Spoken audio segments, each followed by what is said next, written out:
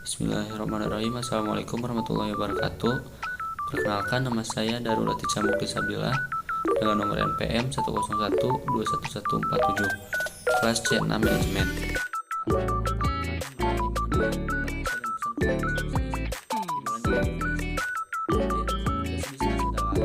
Proses pertukaran pesan antara pihak yang terlibat dalam bisnis, seperti perusahaan, karyawan, pelanggan, dan mitra bisnis. Kemudian pengertian bahasa yang tepat sangat penting dalam bisnis untuk memastikan informasi disampaikan dengan jelas dan efektif. Kemudian ada jenis-jenis bahasa dan pesan dalam komunikasi bisnis. Yang pertama adalah bahasa lisan. Bahasa lisan adalah bahasa yang digunakan secara lisan, seperti percakapan atau presentasi. Bahasa lisan sangat penting dalam suatu situasi bisnis seperti negosiasi atau rapat.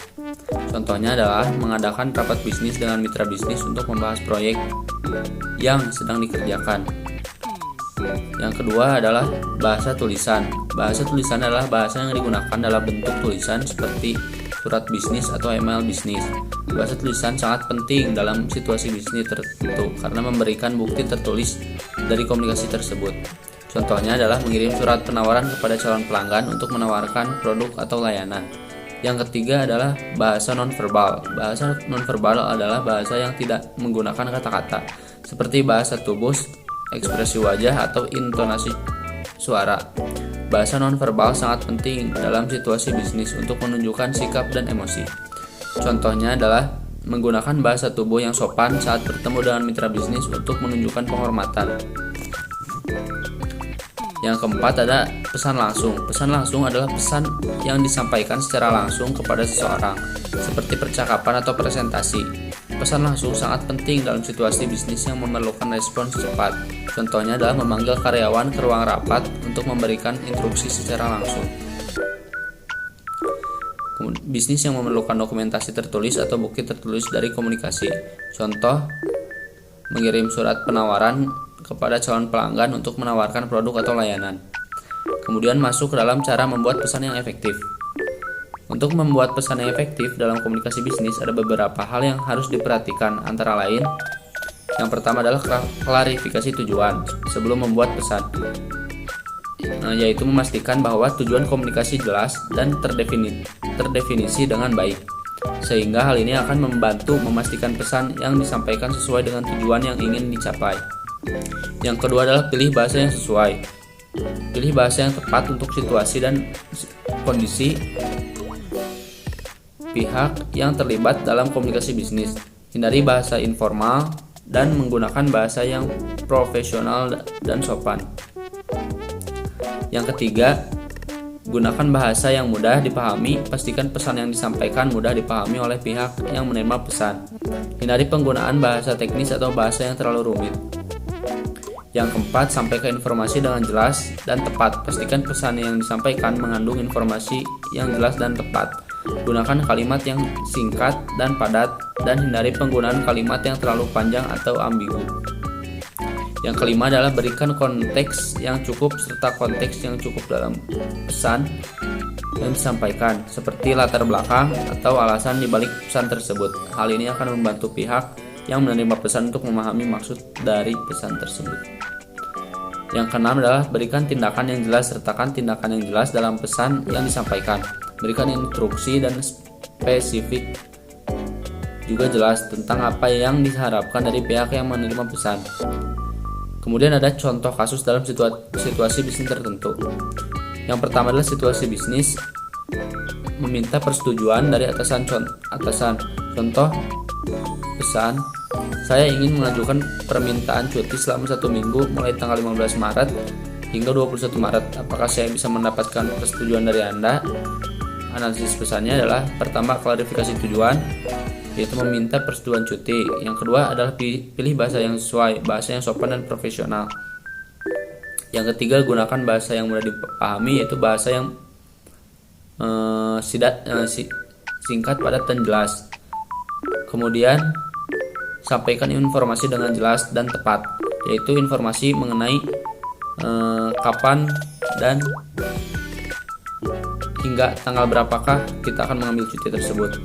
Kemudian berikan konteks yang cukup, tidak perlu konteks yang lebih banyak. Kemudian berikan tindakan yang jelas, meminta persetujuan atas permintaan cuti.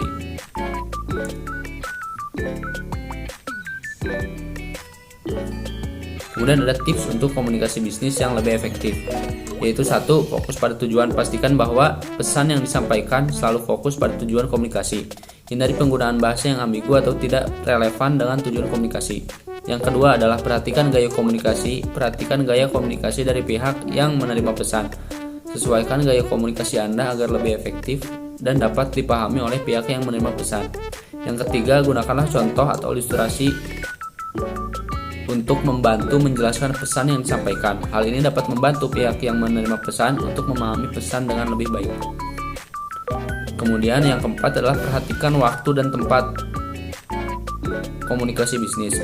Pastikan bahwa waktu dan tempat yang dipilih tepat untuk tujuan komunikasi dan tidak mengganggu kegiatan bisnis lainnya. Kemudian yang kelima adalah memberikan respon yang cepat kepada penerima pesan. Hal ini akan membantu membangun hubungan yang baik dengan pihak lain dan juga memastikan bahwa komunikasi berjalan dengan lancar. Kemudian yang keenam adalah berikan penghargaan kepada pihak yang memberikan kontribusi atau memenuhi kebutuhan bisnis. Hal ini akan membantu membangun hubungan yang baik dan memperkuat kerjasama dalam bisnis. Kesimpulannya adalah komunikasi bisnis yang efektif membutuhkan kemampuan dalam menggunakan bahasa yang tepat, pesan yang jelas, dan gaya komunikasi yang tepat. Pesan yang baik dalam komunikasi bisnis haruslah mencakup informasi yang jelas, tindakan yang jelas, dan konteks yang cukup dalam komunikasi bisnis. Perlu juga diperhatikan waktu dan tempat yang tepat, serta memberikan respon yang cepat dan penghargaan terhadap pihak yang berkontribusi.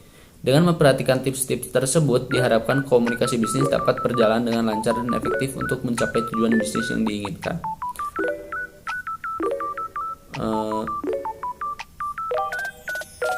Kemudian ada media komunikasi bisnis. Yang pertama adalah surat bisnis.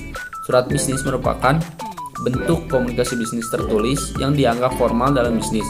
Surat bisnis digunakan untuk berkomunikasi dengan pelanggan, mitra bisnis, dan pihak lainnya. Jenis surat bisnis antara lain surat penawaran, surat pesanan, surat pengiriman, dan surat permintaan. Yang kedua adalah email. Email adalah bentuk komunikasi elektronik yang digunakan untuk berkomunikasi secara cepat dan efisien. Email digunakan di berbagai aspek bisnis, salah satunya adalah pemasaran, penjualan, dan layanan pelanggan. Kemudian yang ketiga adalah telepon. Telepon merupakan bentuk komunikasi verbal yang digunakan dalam bisnis. Telepon digunakan untuk menghubungi pelanggan, mitra bisnis, atau kolega. Dalam komunikasi telepon penting untuk memberikan sapaan yang sopan dan menjelaskan tujuan panggilan dengan jelas. Yang keempat adalah video conference. Video conference adalah sebuah komunikasi visual yang memungkinkan individu dan tim untuk berkomunikasi secara virtual melalui video dan audio. Video conference digunakan dalam berbagai aspek bisnis, salah satunya seperti rapat, presentasi, dan wawancara. Dengan menggunakan aplikasi yang berada di PC ataupun di handphone. Kemudian adalah keuntungan dan kekurangan masing-masing media komunikasi bisnis. Untuk surat bisnis keuntungannya adalah formal dan memberikan bukti tertulis, sedangkan kekurangannya adalah lambat dan membutuhkan biaya pengiriman. Yang kedua adalah email. Keuntungan dari media komunikasi email adalah cepat dan efisien, dapat diakses dari mana saja. Namun kekurangannya adalah rentan terhadap spam dan virus, tidak dapat memberikan kesan personal. Yang ketiga adalah telepon. Yang memiliki keuntungan adalah cepat dan dapat memberikan kesan personal. Tapi kekurangannya, ia tidak bisa memberikan bukti tertulis, dapat mengalami gangguan koneksi juga. Yang keempat adalah video conference dengan keuntungan, efisien, dan memberikan kesan personal dan dapat diakses di mana saja. Sedangkan kekurangannya adalah rentan terhadap masalah teknis, memerlukan peralatan khusus. Yang keempat adalah etika komunikasi bisnis. Dalam komunikasi bisnis, penting untuk menjaga etika dan menjunjung tinggi nilai-nilai bisnis yang baik. Beberapa prinsip etika yang diperlukan Antara lain adalah 1. Keterbukaan sampaikan informasi yang jujur dan transparan. Yang kedua adalah sopan santun, gunakan bahasa yang sopan dan mempertimbangkan kepentingan pihak lain. Yang ketiga adalah kesetiaan, jaga kerahasiaan informasi dan komitmen pada perjanjian bisnis. Yang keempat adalah profesionalisme, jaga sikap dan perilaku personal dalam berkomunikasi. Yang kelima, responsif, tanggap terhadap pertanyaan, permintaan, dan masalah yang diajukan oleh pihak lain. Kemudian yang keenam adalah keamanan data, jaga keamanan data pribadi dan bisnis dikirim melalui media komunikasi. Kemudian ada cara efektif menggunakan media komunikasi bisnis. Yang pertama adalah pilih media yang tepat untuk tujuan komunikasi. Yang kedua adalah pertimbangan sasaran audiens. Yang ketiga, sampaikan pesan dengan jelas. Yang keempat, gunakan format yang sesuai atau gunakan format yang sesuai untuk media yang digunakan. Kemudian yang kelima adalah pertimbangkan waktu dan responsif terhadap pertanyaan-pertanyaan yang akan diterima oleh yang menerima pesan. Kesimpulannya adalah komunikasi bisnis melibatkan berbagai jenis media komunikasi yang digunakan untuk bertukar informasi dalam konteks bisnis. Surat bisnis, email, telepon, dan video conference adalah beberapa contoh media yang umum digunakan dalam komunikasi bisnis. Penting untuk memilih media yang tepat, menjaga etika, dan menggunakan media dengan cara yang efektif untuk mencapai tujuan bisnis yang diinginkan. Mungkin sekian presentasi atau pemaparan